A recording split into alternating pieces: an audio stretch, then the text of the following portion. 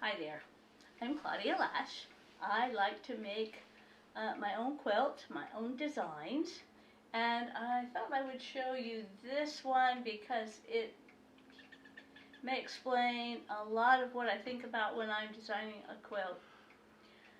For, I think it's 2017, our guild had a challenge to make basket blocks. And so they handed out blocks to everyone, or a pattern for blocks, and we were supposed to make the blocks however we wanted, and then we would make a quilt with them.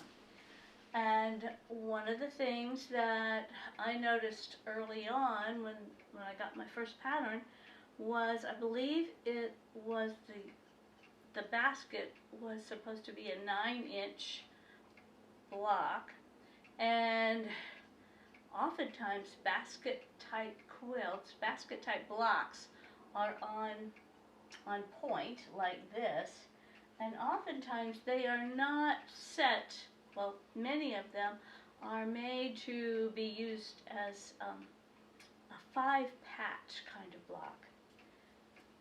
Look, if you look at this block right here, there's 1, 2, 3, 4, 5 sections, both ways, all ways. So it's called a 5-patch block.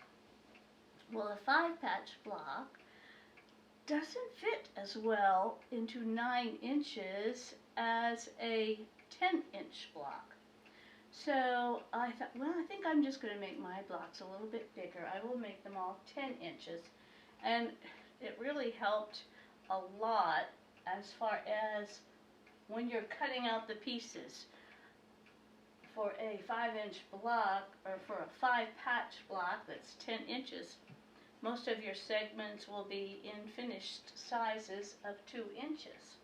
Well, if you're trying to do that on 9 inches, you're cutting things at 7/8 and so many 16ths, and that's just really too hard of math for many of us. So it's a good idea to try to plan the size of your block by either the patch size or the type of block. Since baskets are often on point and 10 is close to 9, I thought 10 inches would work well, and it did for these basket blocks. And I definitely wanted them to be on point because I wanted them to all be sitting up and not sideways. So, I changed the size of the patches. I also added some things to my blocks. Many of the blocks were like, this would be a block. But I didn't want this big empty space, so I found this flower in a print, and I fussy cut around it, and then I just used a little bit of blanket stitching to fused it down and stitch around it. I think I did the same thing here with this. This flower I made and blanket stitched around it. So sometimes if you can add just a little design to your block, I think it helps. Here, when I cut this out, I cut it so that this flower was in the middle, so I did a little fussy cutting there.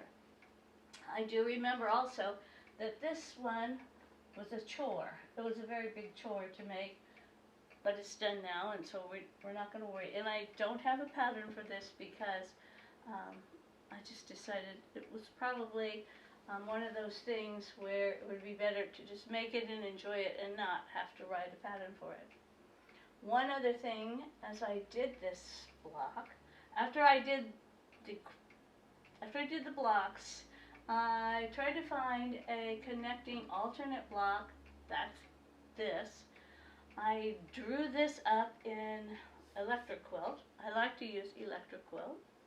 It's very helpful if you're a quilt designer because it gives you so many choices. Blocks that you might not have thought of. It allows you to change sizes, allows you to change colors. I really love it.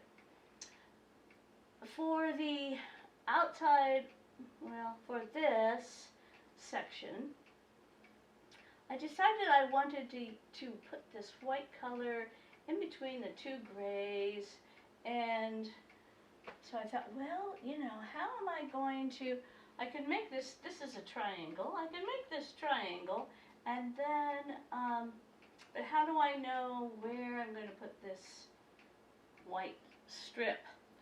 So, I did, one other thing I always do when I'm making a new quilt or any quilt is I have a folder, and that's where I keep the important information and the stuff that I use. So I think it's a good idea, and then you can go back and look later if you decide you want to make another one, or if you're needing to find something about that quilt. So here's my Baskets Quilt folder, and in there I found, I think what I did was I took my triangle shape that was going to be here. I just drew lines across there so that I knew how big I was going to cut strips. How big I was going to cut these strips in order to put this through there. And then it was just easier to lay that out and cut several strips. And the freezer paper really helps because you can lay it down on your strips and just follow the lines and cut.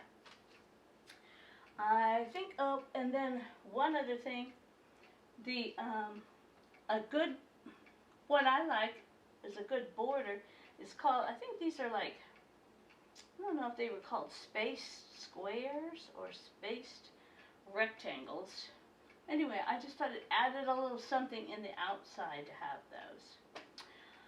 Again, I love to use binding that's striped or has something going on. I usually like darker binding, and I usually like it to be something that's kind of goes with everything else here, the blacks and the grays, but adds a little extra.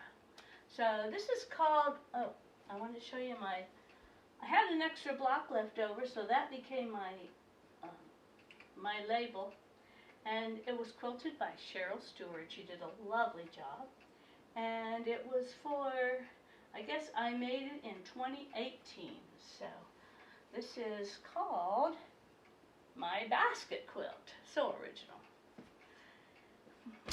And that's all I know about my Basket Quilt.